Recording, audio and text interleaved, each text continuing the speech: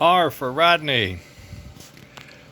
Got his smoke mounted. I haven't tested it yet, but I'm pretty sure it's a good system. New board, good smoke. Got this piece in, got the switch mounted. I checked it for working, and it does.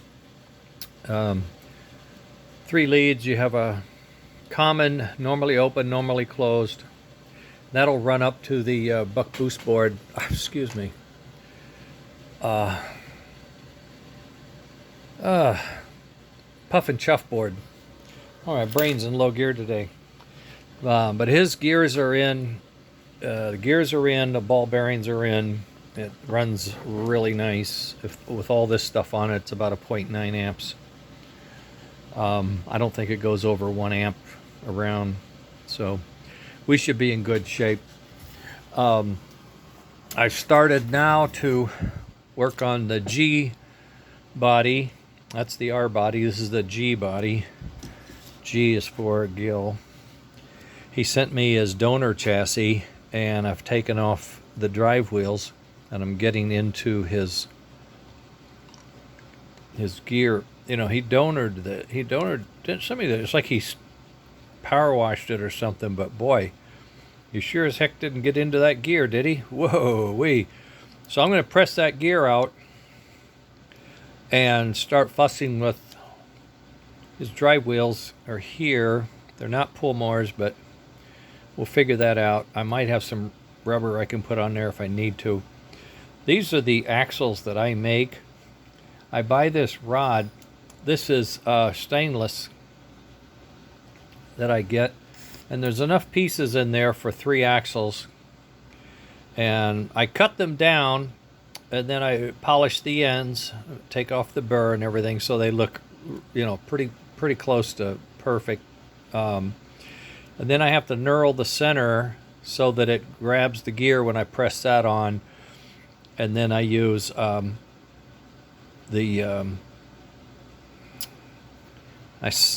I use the ball peen hammer to smash the hub in tighter so it's a snug fit, and then I use the Loctite red.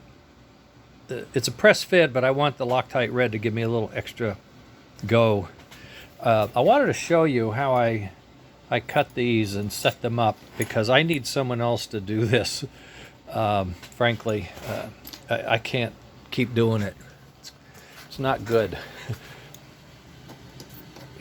Let me see if I can set this up for you to just, I'll mimic what I'm doing. I don't want to turn on the grinder and all that yet, I don't think. Let's see if I can figure this out now. This is my stand. If I can keep it up on the thing, it helps, doesn't it? Yeah. Keep it together.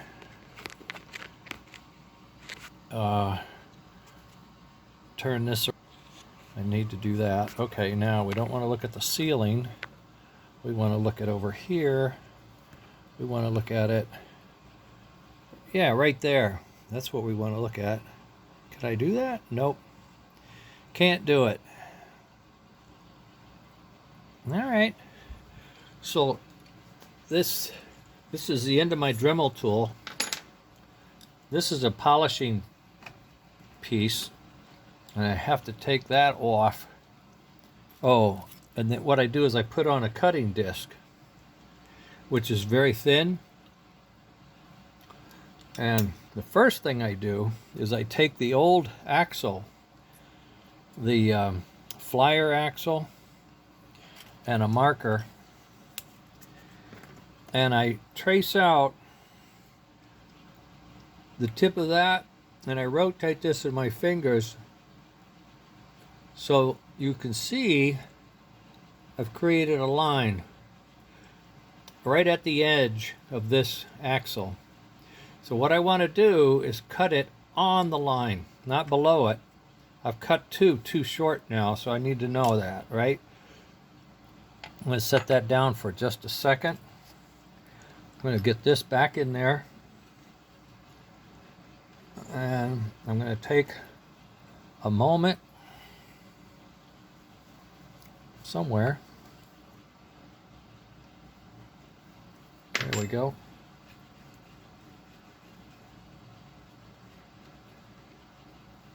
I take off that piece, I put on the cutting piece. This is very thin. You can see how thin it is. And the Dremel, this is a remote, I don't know what you call it, the handheld piece of it. I have it on like an umbilical. So I can turn it on. I'm not going to run it, I'll just show you.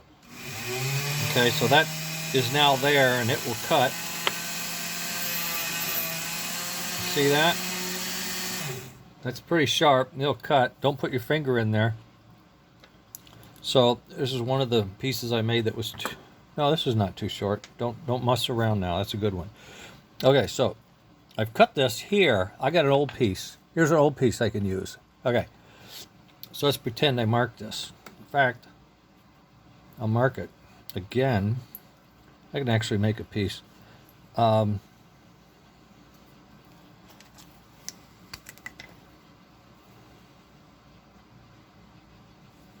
Good. I won't cut it all the way. I'll just show you how to do it. So this is the part I want to cut. I want to cut on this line. And I have a method.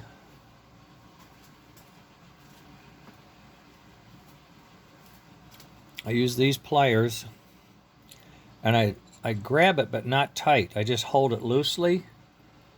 And I use that as sort of a rest. And then I just spin it inside the grip on that line.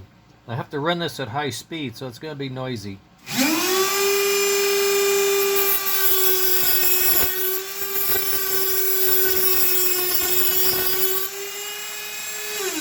So what you saw is I'm cutting this stainless steel with that blade, and I just keep rotating it, tracing that black line until it cuts off. And once it's cut off, it'll be a rough edge, like it'll be a rough looking cut. So then I do this on an angle, and I take down the edges so it becomes nice and smooth. That's when I put this buffer brush on, and then I buff them out so they start to look like a factory end. And then when I'm done, I'll measure them, and they usually get within 1/10 of a millimeter. If it's any bigger than that, I have to take it down more. So this is how I create these axles. I did 6 axles this morning, and when I'm cutting, I wear these goggles over my eyes. I didn't wear a mask today, but if I ever do this again like this, and big bunch of axles in a row, I'll wear a mask because I could feel it. This is the knurling tool, and this allows you to put in a knurl like you have on these, like for the center gear. You put the shaft in here and you tighten this down. I'll set this up, show you how it works. Oh, those are just to keep it plastic. Keep that. I don't want them in there for now. I'll put this in here like this. Clamp it.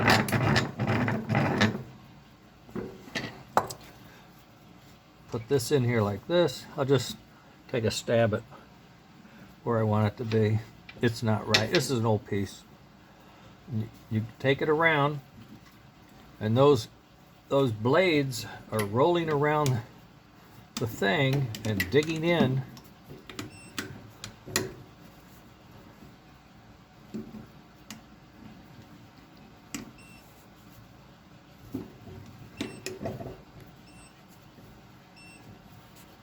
And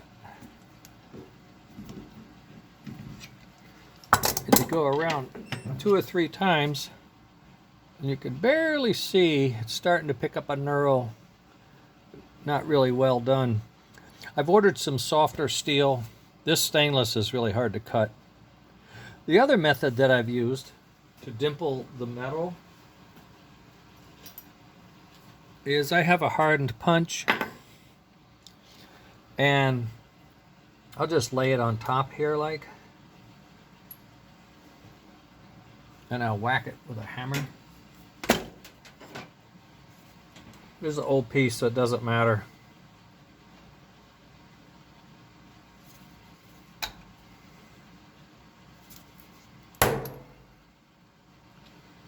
So, did a very good job, did I? Nope. Ah!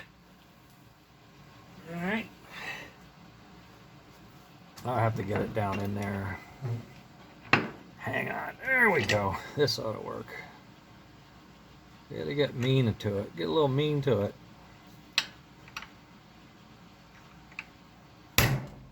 There we go. And what you'll do is you'll hit it and you'll get a divot in there. And that creates the raised point.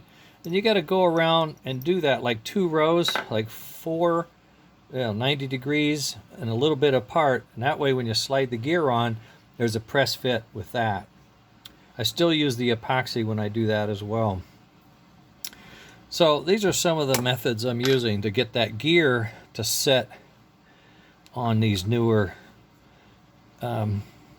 axle shafts, okay? I'm going to pause this for now.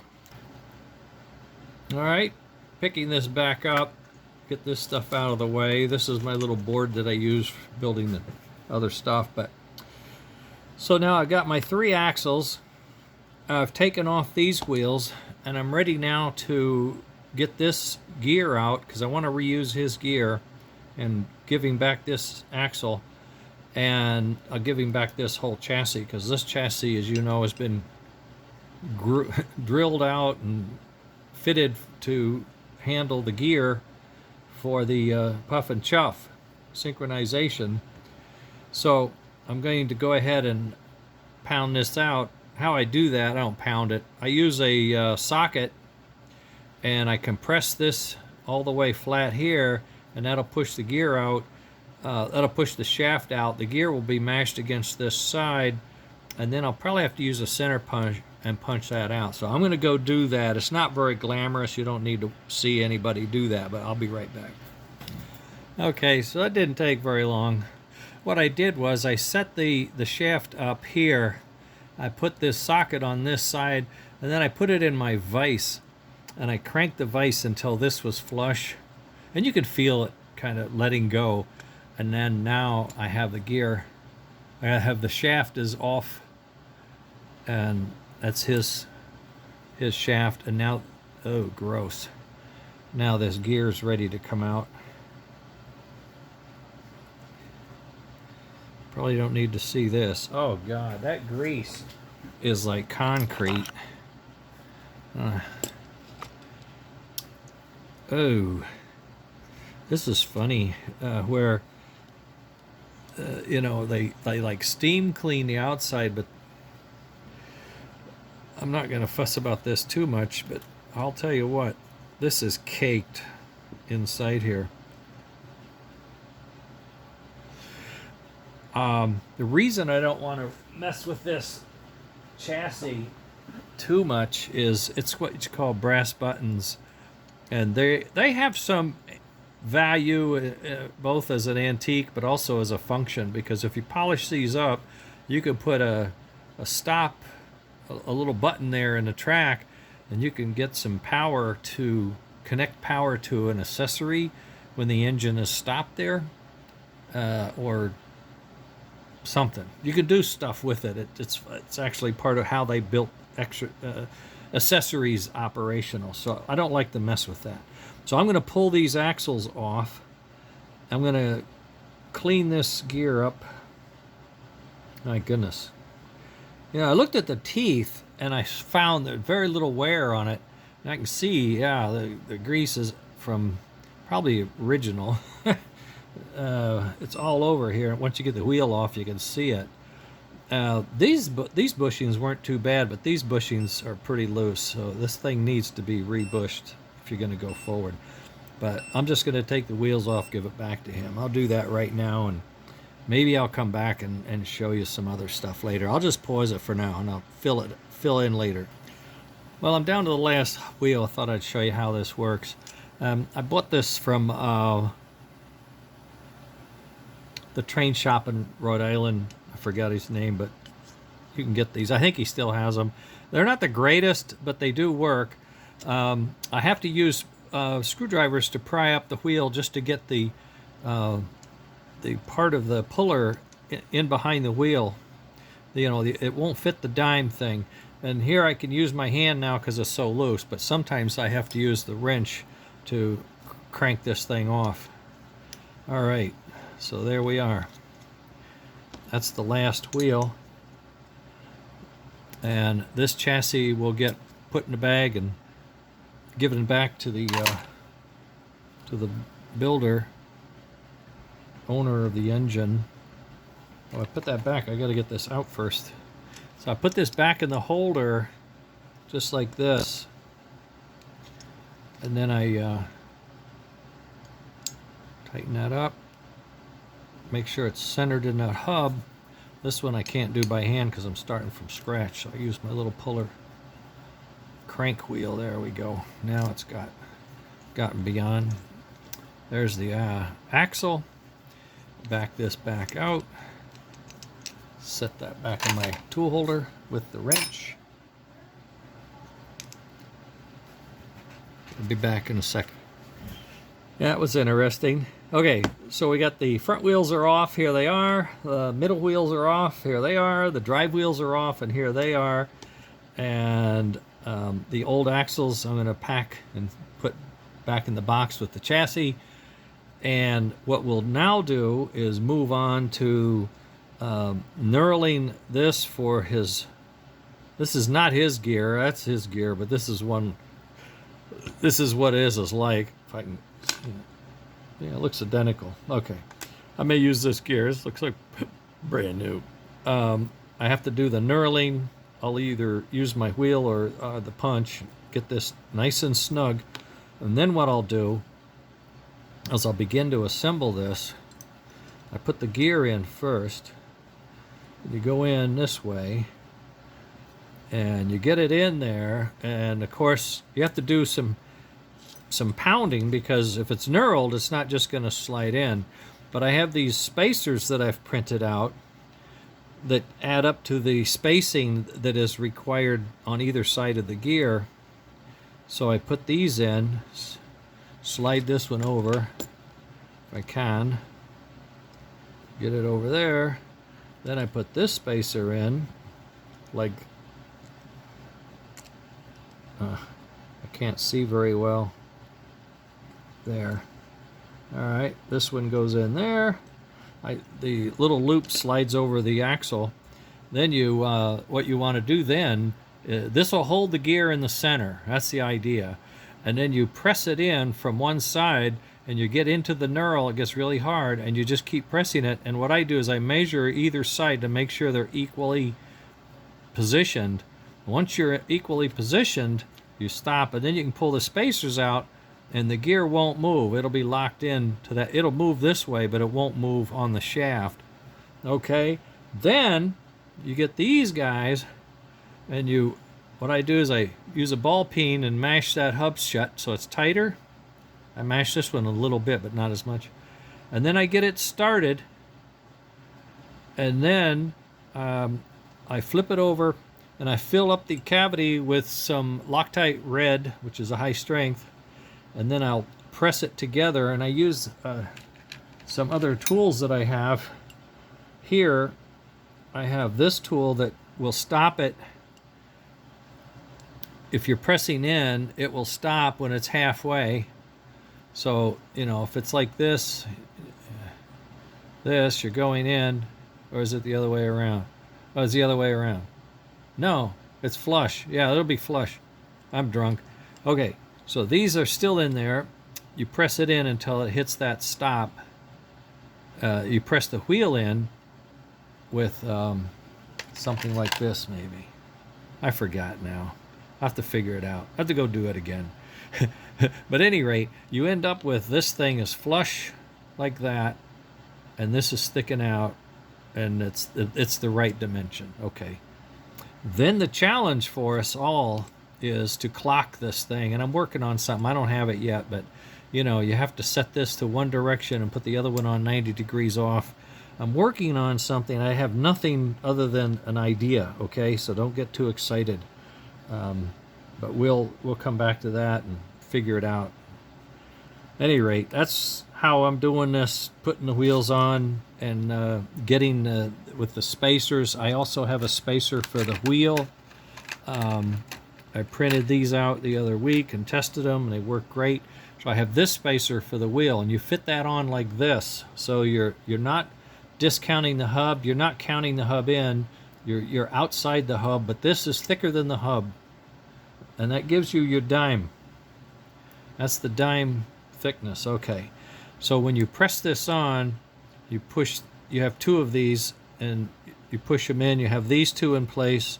So the gear is spaced, the wheel is spaced, and you use these two pieces to press it to the end, and you're locked in, and you've done the Loctite. So the wheels will be locked, the gear is locked, and you'll have ball bearings in there, and it'll just spin like nobody's business. Oh, I see. I'm going ahead to explain the assembly process. I still have to take out the old bushings, so I'm going to go knock them out. I don't think I'm going to tape anymore today because I have to be quiet. Margaret's upstairs, and she likes it to be a little quieter in the afternoon. So I give her that much. She's been nursing her foot and other things, so we're okay. I'll get back to you maybe later today or tomorrow and fill you in on how things went. All right, that's it for now. This is creating axles for 4mm. Just slides right on. I might have a burr on here. Let me get one without a burr on there. I haven't tested these yet. Oh, that was a mistake. Should have tested. There we go. So this will be on this side, and it'll go in like that. It'll sit like that inside that hole. What I have to do is pound that out, and I have to create a little countersink, just a little countersink, so the flange on this bearing is flush with the side. So I have the hub and a little air gap between that, and that way it can go side to side real easy. But in any case, that's what I'll be doing as soon as I get